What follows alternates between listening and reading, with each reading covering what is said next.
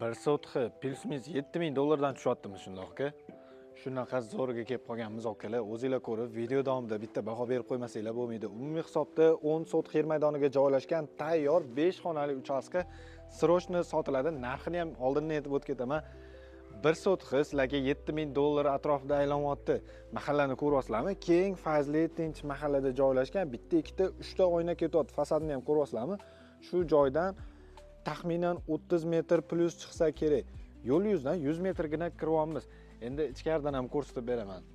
Ichkari tarafdan ko'radigan bo'lsak, asosiy darvozaxonadan kiraverish ko'ryapsizlarmi? Keng, katta hovlisi, bemalol mashina qo'yishdan umuman muammo bo'lmasa kerak. Bu yoqda asosiy bino joylashgan bo'lsa, bu yoqda ko'radigan bo'lsak, bitta alohida oilaviy dam olish uchun xonani ko'rishimiz mumkin, plus oshxonamiz joylashgan bo'ladi, mebel jihozlar bilan va alohida umumiy sanuzorlar ham ko'rishimiz mumkin.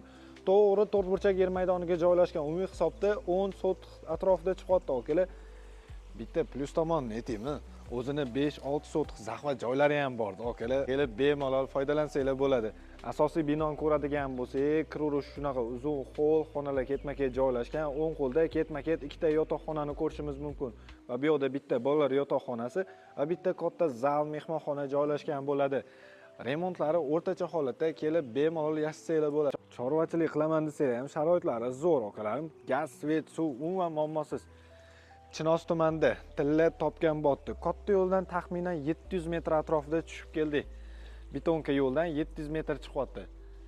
Bir sotxi 7000 dollardan. Pastda egalar nomerini qoldiramiz, bemalol savdolashib olsanglar bo'ladi.